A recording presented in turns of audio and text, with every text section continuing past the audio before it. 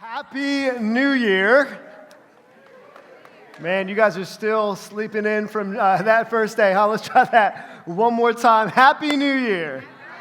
That's what I'm talking about. I love the new year. It's a great opportunity to kind of reset, refresh, refocus. Real quick, just kind of quick poll. How many of you guys are like New Year's resolution people? New Year's resolution people in the room? Okay, good. How many of you guys are like, done that, tried it, didn't work? Anybody there? Yeah, okay, good, yeah. I've asked this question before in my life, like where did New Year's resolutions come from? Like who came up with the idea that we should kind of make New Year's resolutions? It's very interesting. If you go back and look at the history, the concept of a New Year's resolution started 4,000 years ago during the time of the Babylonian Empire. This is an empire that there's a ton of movies about, but during the Babylonian Empire, they celebrated the new year, not in January, but in March, where they planted seed into the ground to get ready for their fall harvest. And because in this kind of society, whether or not you had a harvest or not meant that you ate or not, they would pray to their gods and sacrifice to their gods over a 12-day celebration called a Kitu, where they would make promises to their gods saying, hey, I know that I didn't do what I was supposed to do last year, but this year I promise I will, as long as you allow the food to be harvested. Fast forward to about 46 BC, and there's a Roman emperor by the name of Julius Caesar. We've heard of Julius Caesar before, right? And Julius decides that he just wants to demonstrate how powerful he is. And so he decides to say, you know what? The world revolves around me, so I'm going to change when a year starts and when a year begins. Anybody wish they had that kind of power? Like, that's incredible, right? If I had that kind of power, I would get rid of daylight savings time. I think it's a terrible idea, right? And so Julius Caesar decides to move the new year from March to January 1st. And that's why we're on what we call a Roman calendar. And the reason why he picked January 1st was simply because of this. There was a god by the name of Janus that the Romans worshipped. There was a god that you would see all over the place. He was a two-faced God. And his face would face two different ways. One would be towards the past, and one would be towards the future. And so Julius Caesar, in order to symbolize and honor one of the many gods that they worship in the Roman Empire, decided we're going to say that the beginning of the year is in the month of January, where you look back and you look forward. So I began to study and say, okay, are New Year's resolution like a thing from the Bible, or New Year's resolutions like a thing that's, a part of like the Christian culture? Like, is it something I should be really, really committed to? And the more I studied, the more I realized, no, it has nothing to do with Christian faith. So when people ask me, Colin, why don't you make New Year's resolutions? Don't you care? I say, it's not Christian. That's why I don't do it. I don't know where you find yourself as it pertains to New Year's resolutions, but I think if you choose not to do them, like you're on a decent team. And here's the reason why. The New York Post did a study and reported a study, rather, where they found that 80% of New Year's resolutions are dead by mid-February. So if you made New Year's resolutions, go for it over the next 6 weeks, all right? Only 8% of people who start New Year's resolutions finish them at the end of the year. I think the only people that benefit from New Year's resolutions are places like Planet Fitness and Crunch. I think those are the only places that benefit. But that puts us in a tough position, doesn't it? For some of us, it's like we want to make New Year's resolutions because we want to move forward in our life, and we find ourselves failing year after year after year. And so we either continue to make those resolutions with a hope that something's going to change, or we just choose not to do them at all, right? Let's not live through denial. Let's move past that point. And for many of us, we find ourselves stuck. What I want to do over the next couple of weeks in this series, Table Talk, is talk to us about a better way, a different way of looking at our lives or thinking about progress in our lives. Because I think that God has a lot to teach us about what it looks like to be people that do move forward in the areas we want to grow in, but don't have to do it under the captivity of a model of New Year's resolutions that doesn't always work, or the reverse, which is simply just playing and pretending like everything's okay. In fact, Paul writes to a church very similar to kind of who we are in the first century. There's a church found in the city of Ephesus. That's why the letter that he writes is called a letter to the Ephesians. They're a group of people that lived in an upwardly mobile city. They had people that were goal-oriented, highly educated community as well, a place similar to the place that we come from and the communities that we're a part of.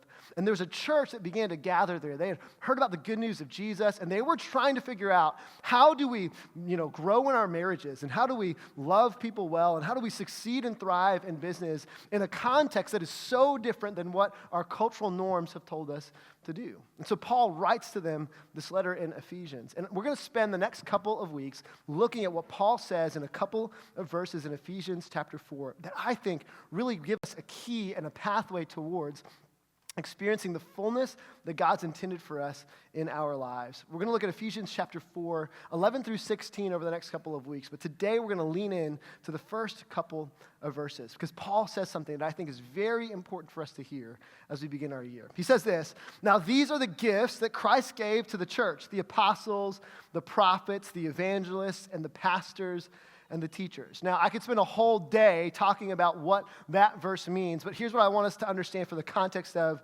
today. What Paul is saying to the church at Ephesus is that God has given you people in your life to serve as guides for you, to help you know and take your next best step in following him. You're not on this journey alone. You don't have to figure it out by yourself. God has actually given you people with certain gifts that are important for you if you're going to become who God's intended you to be. Apostles are people that are sent. They start new things. Prophets are people who speak truth. Evangelists are people who communicate the good news of Jesus in a way that's really easy for people to understand. And pastors and teachers, they're people who build up and develop you over the course of time. All of these people are gifts that are given to you as guides. And he says, here's the reason why they're guided. Their responsibility. This is my job. This is our leadership team's job. If you're a community group leader, this is your job as well. Their responsibility is to equip God's people to do his work and build up the church, the body of Christ. The reason why this thing exists, why we spend time together on a Sunday morning, why we connect in community during the course of the week is so that all of us can grow up and be built up into who God intended us to be. He goes on to say, this will continue until we all come to such, would you say this word with me on the count of three? 1, 2, 3, unity in our faith and knowledge of God's Son, that we will be, 1, 2, 3, mature in the Lord, measuring up to the full and complete standard of Christ. This is why we exist. We exist to help one another become who God has intended us to be, to grow and to mature, and to be a united voice to a watching world, that Jesus is who he says he is, and to work for the common good of our neighbors and our friends, regardless of what they believe.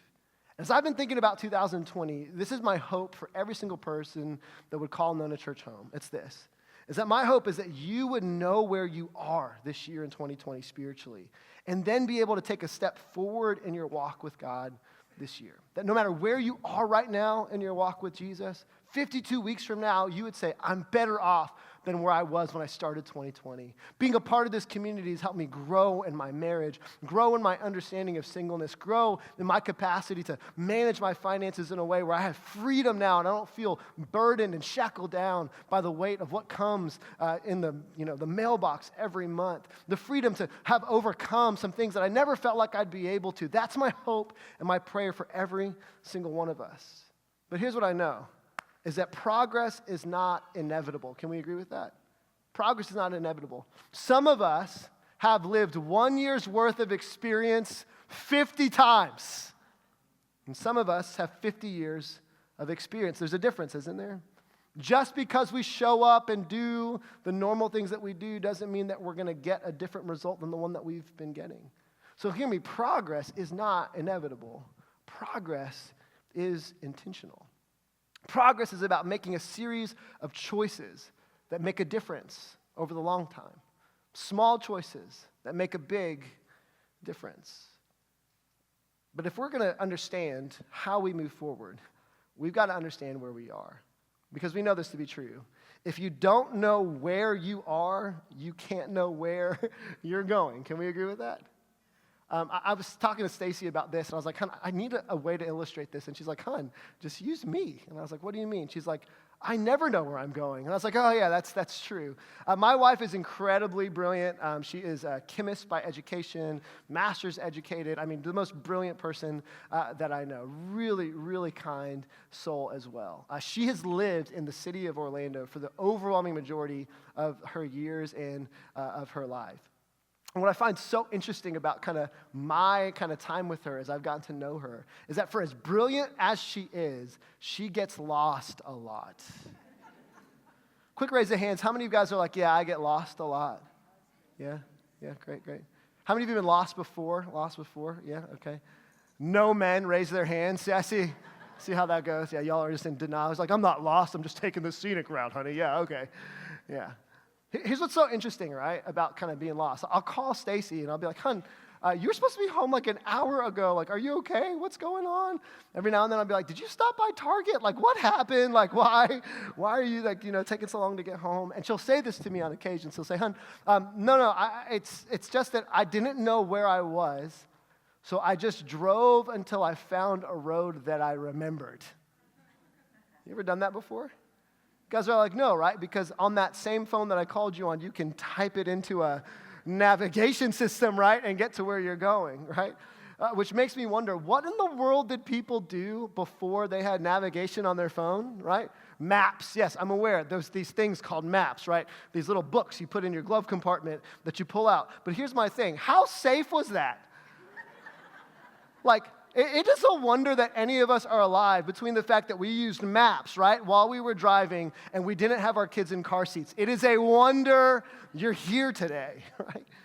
God must really love you, right? Like, it's just crazy.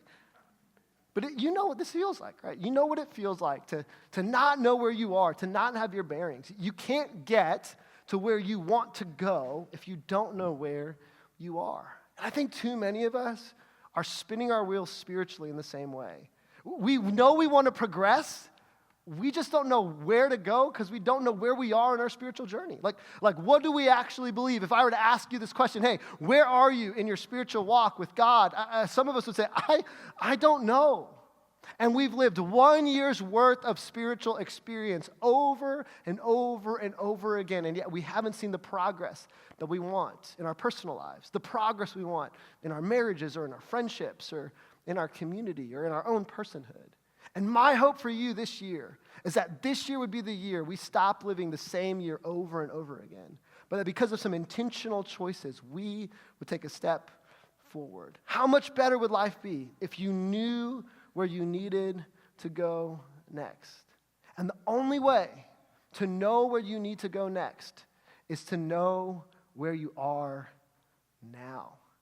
And that's what I want to spend the rest of today talking about. My hope is that for every single one of us, when we walk out of the room today, we would have a better understanding of where we are right now in our spiritual journeys. And what's so cool is that we don't have to kind of simply figure out how to do that. The scripture gives us a beautiful metaphor that really starts in the beginning of the book and ends until comes to the end, where God continually talks about this idea that is really, really helpful for us. It's an illustration we're going to use over the next 4 weeks that I think will be helpful. But before we move forward with that, I want you to hear me say something that we can forget. And depending on our religious background or the way that we were raised or the way that we've experienced spiritual things, we may find this hard to believe, but it is true as the gravity that holds me to this platform. It's this, that no matter where you've been, what you've done, or what's been done to you, Jesus invites you to the table. No matter where you've been, what you've done, or what's been done to you, Jesus invites you to the table. In fact, this metaphor of God being at a table that he invites you to is a picture that we see throughout the scriptures. In fact, in the New Testament, there's a book written by a man by the name of Luke. Luke was an investigative journalist who interviewed hundreds of eyewitnesses who he was funded by a Roman man who was very wealthy to go and get the real historical, accurate story of what happened with Jesus. He goes and interviews all of these people. And what you find in Luke's account are 10 specific narratives where Jesus does some of his most important ministry around a table. In fact, Robert J. Karras writes about it this way. He says this: in Luke's gospel, Jesus is either going to a meal, at a meal, or coming from a meal. And when I read that, I was like, this is why I worship this God. Like, this is the reason why, right here, of course, my heart resonates, right? But that whole imagery in Luke chapter 14 and throughout the New Testament, but specifically in the book of Luke, where we see Jesus coming to, from, or at a meal, is not unique just to that place. It is the picture of what God has invited all of us into. In fact, 740 years before Jesus even enters into the story, Isaiah writes a prophetic word about how Jesus will do his ministry. And this is what he says in chapter 25, verse 6 through 8, that the Lord of heaven's armies, that's a really fancy way of saying Jesus, okay, will spread a wonderful feast for all the people of the world. It will be a delicious banquet. I love this. With clear-aged, well-aged wine. This is a well-aged wine. It's about 10 years old. And choice meat. And some of you guys are like, wait, there's wine at Jesus' table? I thought it was grape juice. Now, y'all went to the wrong church. Okay, the Greek word for wine is wine. It is not Welch's, all right? Just saying. Go have you some fun. And choice meat. There he will remove the cloud of gloom, the shadow of death that hangs over the earth. He will swallow up death. Would you say this word with me? Forever. The good news of the table that Jesus invites you to is that there's an incredible, unending feast where we get to enjoy him and he gets to enjoy us. Tim Chester writes a great book called A Meal with Jesus, and he says this about the ministry of Jesus. He says, Jesus is handing out God's party invitations. They read, you're invited to my party in the new creation. And I love this. Come as you are.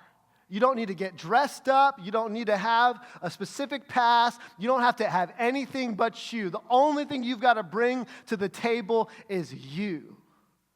So for the sake of today, I want you to hear me say this. Jesus invites you to find your chair at his table. We're going to be using this illustration over the next couple of weeks. And what I want you to understand is that these chairs are all a representation of a particular phase of life that you're in spiritually. This is where you're going to find yourself. Where am I at in my journey with Jesus? The table is a symbol of the local church. I want you to understand, the point is not the table. The table simply serves as a platform for the food, which is the good news of God. We don't feast on the table, we feast on what the table holds up. Jesus says, I'm the bread of life. This smells incredible, by the way. Fresh baked challah from this morning, all right? Be jealous. I'm going to eat it. You won't, all right? Jesus says, I am the bread of life. If you come and eat from my table, you'll never be hungry. If you come and drink from my table, you'll never find yourself unsatisfied. And Jesus brings good news to all people. Says, you're welcome at my table. So today, all we want to focus in, if you want to have a great year, if you want to stop living 1 year of experience over and over again spiritually and start living progress and moving forward, you got to know where you are. So what chair are you sitting in? I want to talk about 4 chairs today. The first one is the curious chair. The curious chair is for the person who's saying this spiritually. I'm not sure. You know what I'm saying? I'm not sure. And the reason why this chair looks like this is because the curious chair is a chair that has the ability to kind of push away and roll away at any time. You're coming to church on occasion. You're checking this thing out because somebody told you to come. You're doing it because, you know what? It keeps the spouse happy if you're there. And you're just like, hey, I'm doing it for that. Or maybe you're in a position where it's like, hey, I've tried everything. Like, I've tried the whole yoga thing. I've tried the whole meditation thing. I've tried the whole, like, get an app thing. I've tried, all of these different things. And nothing seems to give me the peace that I'm looking for. My anxiety hasn't gone away. My stress level is still crazy high. My marriage is still a mess. And so I've heard about this whole Jesus thing, so I'm coming. And maybe you've come for the first time or it's the first time in a long time, and you just find yourself a little bit curious, but you're a little bit nervous about the table and who else is around the table and if that food's good and all that kind of stuff. I get it. And I want you to know if that's the season that you're in, we are so glad you're here. In fact, can we put our hands together for those of the people that are sitting in that space? We are so glad you're here. In fact, so you know, this is the chair that I spent a decent portion of my young adulthood in. And I'm committed that no matter what kind of church I lead, we're going to be for people like that. And I want you to hear this at Nona. If this is the chair you find yourself in, you can belong far before you ever believe. Because here's what I know. Belief is not a matter of want to. Belief is either something you have or you don't. And so you can belong far before you believe. We want you to know you can go as fast as you want and as slow as you need. But here's my word to you for this year. Would you just pull up a chair and maybe stay for a while? Just stay for a while. You don't need to eat everything that's given to you. You don't need to drink everything that's given to you. But would you just sit at the table? Because here's what I'm convinced of. The longer you sit at the table, the more likely your questions are going to be answered. The things that don't make sense, they'll maybe start to make sense. The more clarity you'll be able to get. And far too often and far too much, what ends up happening is for those of us that are curious, I've been in that boat and I've been there before, we push away from the table a little bit too soon. And the longer you linger, the clearer things will become. And maybe the better your life will be as a result. The second chair is this. This is perhaps the season of life that you're in. The second chair is the child's chair. Isn't this chair awesome? The child's chair. I love this chair. It's from our house. And the child's chair, if you notice, it's not built for a grown man, right? It's just not. My kids, my boys, these are the chairs that they sit in at our house. They're similar to the chairs that their parents have, but they're built for them, right? It allows them to get up at the table so that they can experience everything else that mom and dad are experiencing. And maybe this is where you find yourself spiritually. Like you believe, yeah, you're following Jesus. You've kind of given your life to him. Maybe 2019 was a big year. Like you came back to church for the first time in a long time. You might have actually found yourself like singing songs. Like I love kind of like I'll catch this every now and then. Like I'll see people like that used to not sing start singing, right? And then every now and then like I'll see, like a guy. It's especially fun watching dudes do this. Like they'll be singing and then I'll like see their hand up like they're doing one of these things right here where they're just like, is anybody else seeing this? And they're like, is this happening to me, right? And then every now and then this thing happens and all of a sudden they're like full touchdown. You know what I'm saying? Like that whole process, right? And you're just in the child's chair. And you're like, yo, I need help. I need help. Like, I hear all these Christian people talk about like, these books. I don't even know where that book is in the Bible. I like opened up my Bible by myself one time. And I landed in Lamentations and I closed it because I was like, maybe I've got the wrong book, Maybe this wasn't the Bible. I don't know. It doesn't look like anything else I've seen. Or maybe say, I need help in my marriage.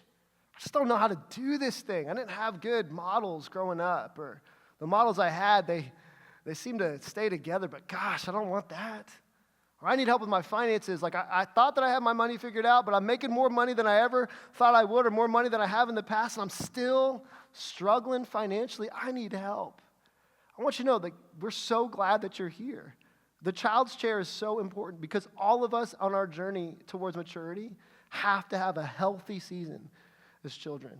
And the word that I have for you for 2020 is this. If you find yourself in the child's chair where you're like, hey, I need help, that's fine. Don't feel bad about it for 1 second. I would just challenge you to take a risk. Maybe a risk this year looks like going on a short-term missions trip and seeing what God's doing around the world and allowing that to impact your life. Maybe a risk this year looks like jumping into a community group. You've never been a part of those things, and that seems kind of weird to go to somebody else's house. I would never have anybody at my house. I get that. Go to their house, bring your kids there, make a mess at their place. Do what you got to do, but maybe that's what you need to do this year. Maybe a risk looks like giving for the first time, or maybe a risk looks like forgiving someone who you've held a grudge against. Whatever that is, would you take a step? Because here's what I know, is that it's cute when a kid sits in a kid's chair, isn't it? But it's kind of awkward when an adult does. Can we agree? It's cute when you see kids on the playground. It's scary when you see somebody who's an adult at a playground with no kids, right? Yeah. And may I challenge that some of us are living 1 year of spirituality over and over and over and over again, and we've grown past this chair, and it's time to move forward, but we haven't because we've yet to take a risk. Faith is not built on comfort. Faith is not built on having other people give it to you. Faith is built when you take a risk. Now, for some of us, we've moved from the curious chair. We've been in the children's chair for a while. We feel like we're a bit more mature. And as a general rule, we have a decision to make as to whether or not we're going to move towards what Jesus has called us to do, which is to really sit at the table, or to do what is easier, what is most common, and to be honest with you, which is most natural, which is this, to sit in the comfy chair. Anybody like the comfy chair? I love this. Anybody got a chair like this at your house? You got a recliner? Yeah, good, okay, right? The comfy chair. Here's the thing about the comfy chair. We love being comfortable. Can we agree with that? How much of our money, time, and energy is spent on making our life comfortable, right? Like when I think about travel and I look at places and they do not have central air conditioning, I think, who would want to go there, right? If you were to tell my Jamaican grandmother that, who did not have central air conditioning, right? She would say, you comfortable little bougie boy, right? And I would say, yes, grandmother, that is correct. Thank you for your sacrifice, right? That is the reality. We love sitting in the chair of comfort. It's great. But here's the problem with the chair of comfort. Comfortable Christianity. This works fine. I show up when I want to show up. I grab a seat when I am available. I really don't serve. I really don't invest. I really don't make a difference. Here's the thing about the comfortable chair. The chair of comfort, look at this, is the furthest one away from the table. The chair of comfort is the furthest one away from the table. It means that we're not enjoying the meal as much. We're not engaged with our Savior as much. And we don't get to see life change nearly as much. I think that the comfy chair is not a bad chair. Don't hear me say that. I'm not saying that at all. But I would say that the comfy chair, if sat in for too long, will make you entitled. You ever notice this? You've got that person at your house over the holidays. They sit in the chair. They don't help at all in the kitchen. And the moment the dinner's ready, they're the first one in line to get their food. Right?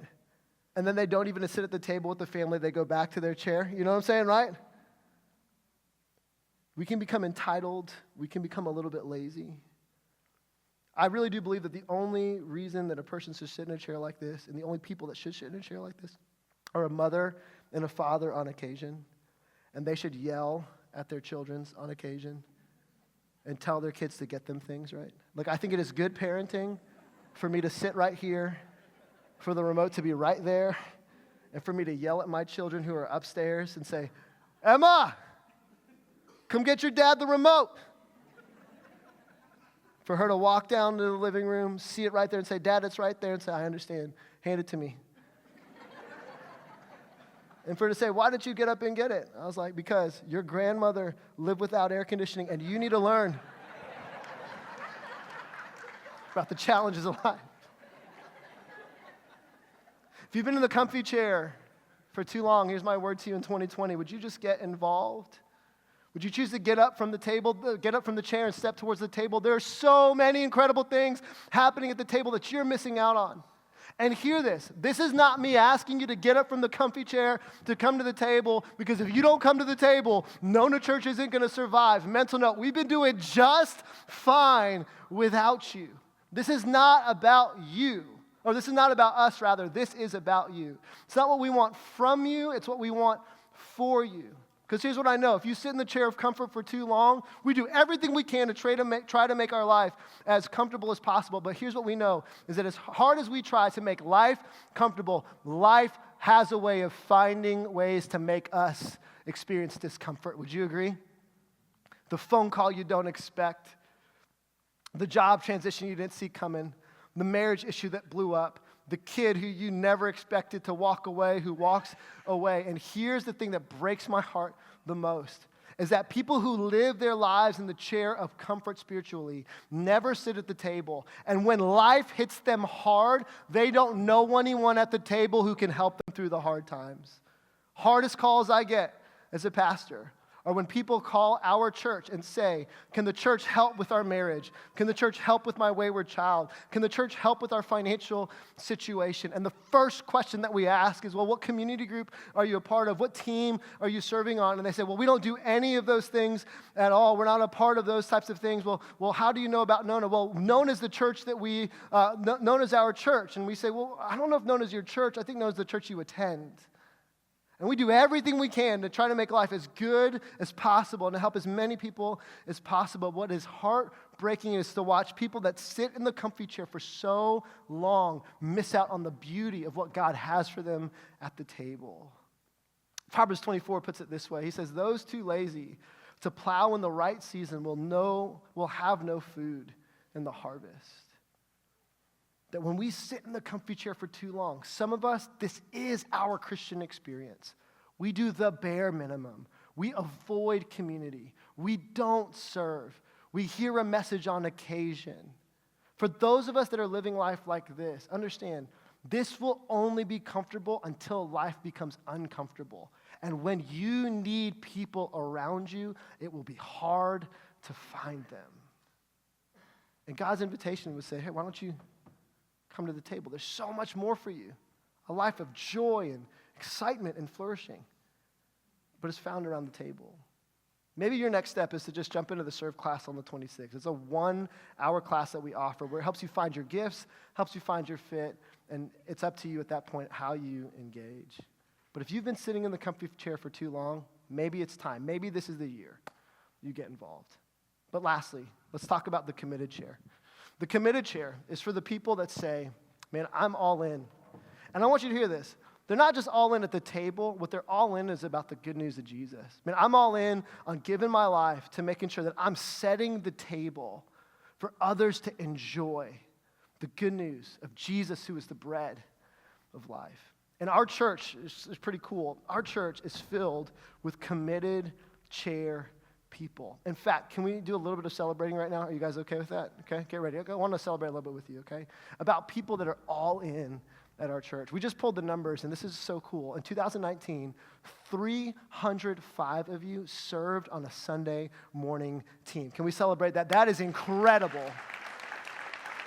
66 of you served as community group leaders, creating spaces in homes and in coffee shops to help close to 400 adults be in a small group community in 2019. Is that not awesome? Let's thank our community group leaders.